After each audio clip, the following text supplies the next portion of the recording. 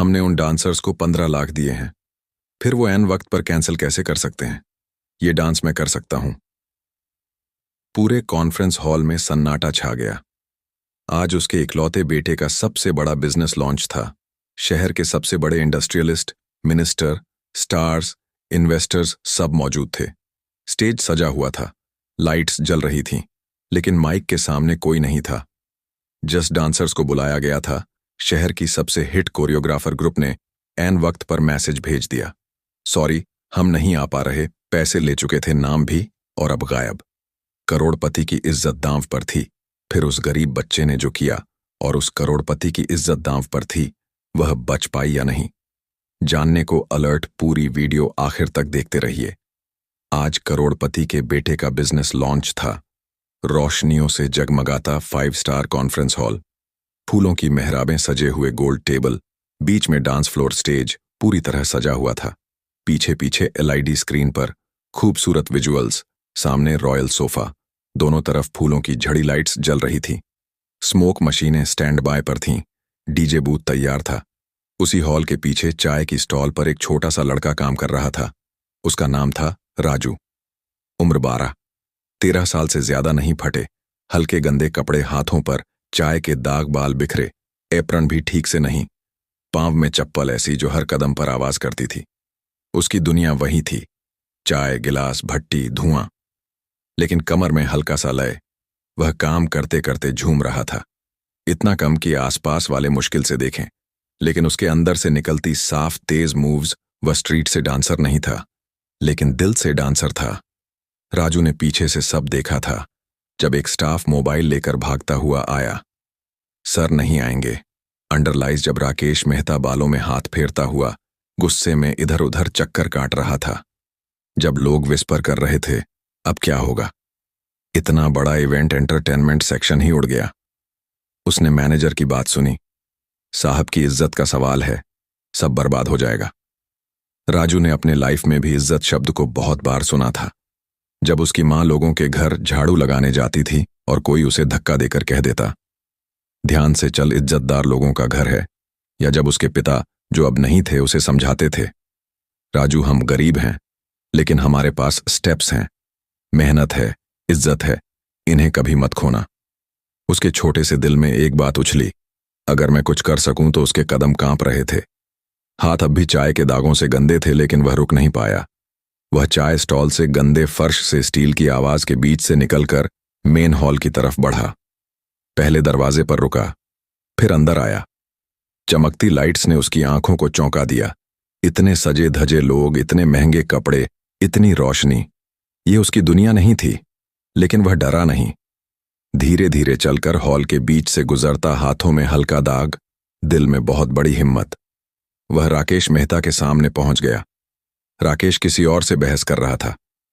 तुमको एडवांस दिया था ना, कॉन्ट्रैक्ट साइन करवाया था ना, फिर यह सब कैसे हो गया? तभी बीच में एक पतली सी आवाज आई, सर, ये डांस मैं कर सकता हूं। पहले तो किसी ने ध्यान ही नहीं दिया, फिर जब उसने दोबारा कहा थोड़ा ऊंची आवाज में, सर मैं कर सकता हूं। राकेश ने इरिटेशन में मुड़कर देखा। कौन? उसकी नजरें नीचे गईं। एक छोटा सा लड़का, गंदे हाथ, चाय बेचने वाले कपड़े, आंखों में डर और हिम्मत, दोनों। पूरा हॉल मानो फ्रीज हो गया। आसपास खड़े लोग मुड़कर देखने लगे। हल्की हंसी कहीं से निकली तो कहीं से ताना, यह मजाक कर रहा है।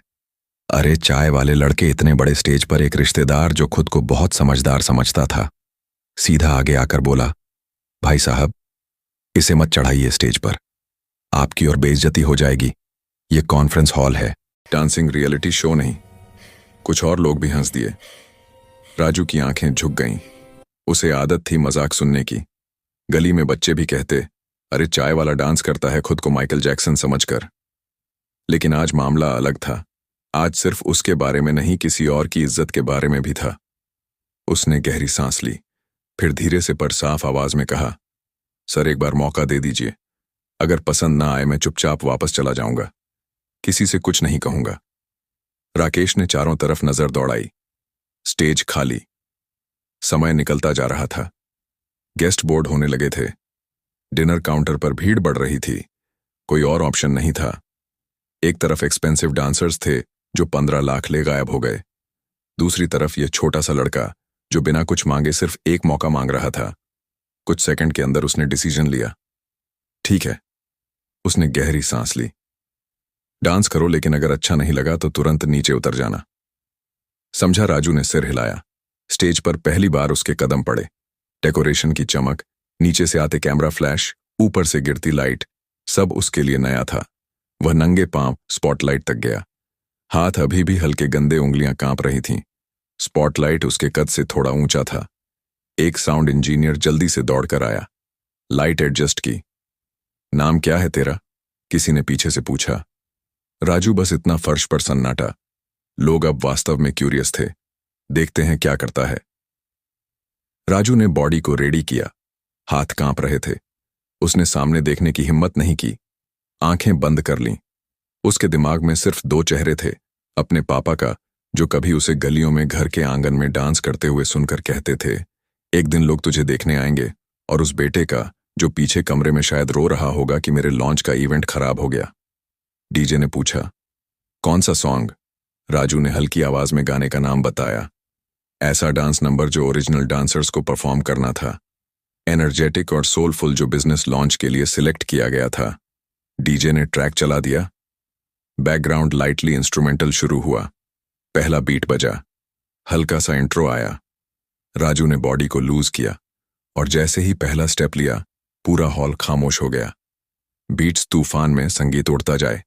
संगीत हवा के झोंके, संगीत मूव्स शार्प कच्चे, लेकिन प्योर। उसमें ना कोई ओवर एक्टिंग, ना कोई फिल्मी थ्रो, ना कोई शो ऑफ, बस सादा सा स्टाइल जो सीधे आंखों से होता हुआ दिल तक उतर रहा था। शुरू में 2-3 लोग हंसने ही वाले थे, लेकिन पहले ही स्टेप में उनकी हंसी लिटरली गले में अटक गई। साइड में बैठा एक लोकल कोरियोग्राफर, जो खुद स्टेज नहीं पा रहा था, मोबाइल निकालकर रिकॉर्ड करने लगा। एक स्टार जो अपने फोन में बिजी था, अचानक चुप होकर सिर उठाकर देखने लगा। मिनिस्टर, जो अभी तक पॉलिटिक्स पर चर्चा कर रहे थे, कुर्सी पर सीधे हो गए। राजू की आंखें अब भी बंद थीं। वह कोई परफॉर्मेंस नहीं दे रहा था, सिर्फ दिल से डांस कर रहा था। उसके मूव्स में उसके अपने स्ट्रगल की थिरकन थी।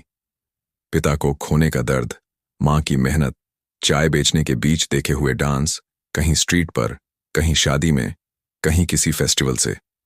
मध्य भाग तक आते आते हॉल में सन्नाटे की जगह हल्की सी सराहना की वेव आने लगी। कुछ लोग झूमने लगे। किसी ने कहा, यह तो ओरिजिनल डांसर से भी ज्यादा एनर्जेटिक है, इतना छोटा और इतना शार्प कंट्रोल। किसी ने अपने बगल वाले से फुसफुसाकर कहा, इसे तो प्रोफेशनल ट्रेनिंग मिलनी चाहिए। 3-4 मिनट बाद जब डांस खत्म हुआ, आखिरी स्पिन हवा में रुका और राजू की बॉडी धीरे धीरे सेट हुई, तो पहले एक कॉर्नर से तालियां आईं, फिर दूसरे से, फिर पूरा हॉल तालियों की आवाज से गूंजने लगा। किसी ने विसल बजाई, किसी ने वयन सूमोर चिल्लाया। एक कैमरामैन ने तुरंत जूम किया, लाइटिंग बढ़ा दी। राजू ने हिचकते हुए आंखें खोलीं। वह भरोसा नहीं कर पा रहा था कि यह सब उसके लिए है। उसने रिफ्लेक्स में पीछे हटना चाहा, लेकिन डीजे ने ट्रैक फिर से चला दिया। दूसरा सॉन्ग ऑडियंस से आवाज आई। अब इवेंट कोऑर्डिनेटर खुद स्टेज के साइड में आकर बोला, एक और बेटा, बस एक और। राकेश मेहता, जो अभी तक नीचे से सब देख रहा था,